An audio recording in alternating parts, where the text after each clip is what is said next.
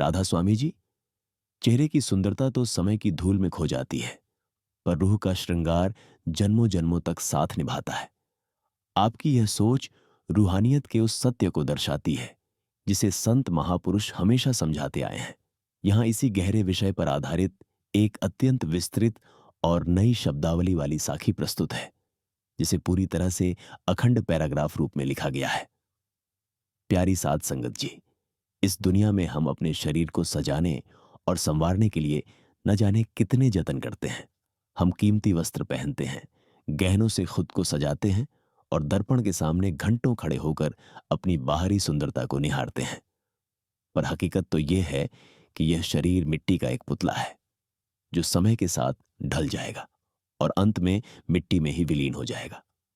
रूहानियत का मार्ग हमें एक अलग ही सुंदरता की ओर ले जाता है। वह है रूह की सुंदरता।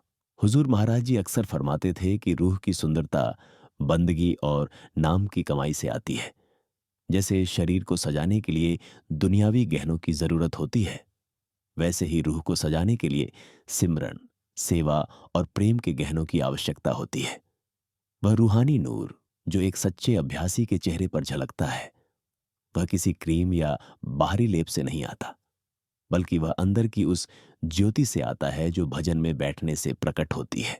जब रूह नाम के रंग में रंग जाती है तो उस पर एक ऐसा निखार आता है जो कभी फीका नहीं पड़ रहता, चाहे शरीर बूढ़ा हो जाए या कमजोर। वह नूर रूह की पवित्रता और सतगुरु की रहमत का प्रतिबिंब होता है।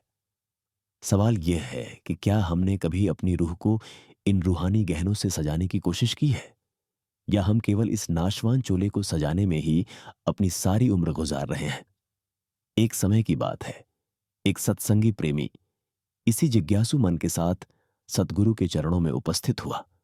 उसने देखा कि सतगुरु के चेहरे पर एक ऐसा अलौकिक नूर है जो हजारों सूर्यों की चमक को भी मात दे रहा था।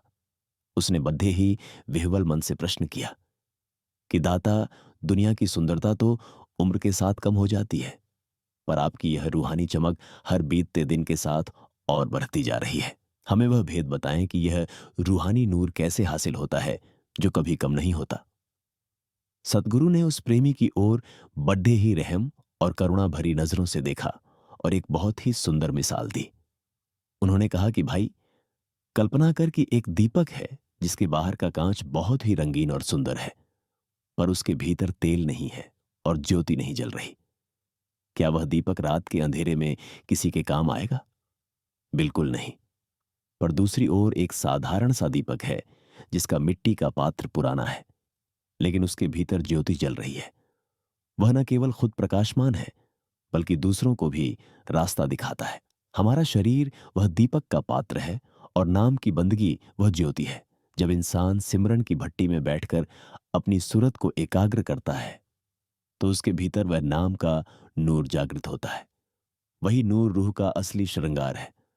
वह रूहानी नूर प्राप्त करने का एकमात्र तरीका यह है कि हम अपनी बाहर की आंखों को बंद करके अंदर की खिड़की खोलें। रूहानी नूर हासिल करने के लिए सबसे पहला गहना है सिमरन। सिमरन वह रूहानी साबुन है जो रूह पर जमी जन्मों जन्मों के पापों की धूल को साफ कर देता है। जैसे जैसे रूह साफ होती है, उसकी अपनी स्वाभाविक चमक वापस आने लगती है। दूसरा गहना है प्रेम। बिना प्रेम के बंदगी सूखी होती है। जब हमारे दिल में सद्गुरु के लिए और उनकी बनाई हुई सृष्टि के लिए निस्वार्थ प्रेम पैदा होता है, तो वह प्रेम हमारे चेहरे पर एक विशेष प्रकार की कोमलता और नूर बनकर चमकता है। तीसरा गहना है धैर्य और शुक्राना। जो जीव हर हाल में मालिक की मौज में खुश रहता है और कभी शिकायत नहीं करता, उसकी रूह को एक ऐसी शांति मिलती है जो उसे अंदर से सुंदर बना देती है। हुजूर फरमाते थे कि जो रूह अंदर से सुंदर होती है, वह काल और माया के हर वार को मुस्कुराहट के साथ सह लेती है। वह नूर कभी फीका नहीं पड़ता, क्योंकि उसका स्रोत वह अविनाशी शब्द है जो कभी खत्म नहीं होता। अक्सर लोग पूछते हैं कि क्या हम गृहस्थ जीवन में रहकर यह रूहानी सुंदरता पा सकते हैं? संतों का जवाब है हां। हमें जंगल जाने की जरूरत नहीं है, हमें केवल अपने मन के भीतर झांकने की जरूरत है। जब हम अपनी जिम्मेदारियों को निभाते हुए भी अपनी सूरत को उस कुल मालिक के चरणों में जोधे रखते हैं, तो हमारी रूह धीरे धीरे सजने लगती है। नाम का गहना सबसे कीमती गहना है, जिसे न कोई चुरा सकता है और न ही कोई छीन सकता है। यह वह दौलत है जो इस दुनिया में भी हमारा साथ देती है और मौत के बाद भी हमारे साथ जाती है। रूहानी नूर आने की पहचान यह है कि इंसान का स्वभाव बदल जाता है। उसके भीतर से क्रोध, ईर्ष्या और लोभ खत्म होने लगते हैं और उनकी जगह दया, क्षमा और संतोष ले लेते हैं। यही रूह का असली निखार है। अंत में यह साखी हमें यह महान संदेश देती है कि बाहरी सुंदरता की मोह माया को छोड़कर अपनी रूह के श्रृंगार पर ध्यान दीजिए। यह शरीर तो किराए का घर है, इसे एक दिन खाली करना ही पड़ेगा। पर जो नूर आप नाम की कमाई से हासिल करेंगे, वह सचखंड के दरबार में आपकी पहचान बनेगा। विश्वास रखिए कि सतगुरु ने आपको जो नाम की दात बख्शी है, वह आपको रूहानी शहजादा और शहजादी बनाने के लिए ही दी है। अपनी श्रद्धा को मजबूत रखिए और हर रोज अपनी हाजिरी भजन सिमरन में दीजिए। जैसे जैसे आपकी बंदगी बढ़ेगी, वैसे वैसे वह रूहानी नूर आपके जीवन के हर अंधेरे को मिटा देगा और आपको उस मंजिल की ओर ले जाएगा जहां केवल प्रकाश और परमानंद का साम्राज्य है। अपनी रूह को नाम के गहनों से सजाना शुरू कीजिए, क्योंकि यही वह सुंदरता है जो अजर अमर और अविनाशी है। राधा स्वामी।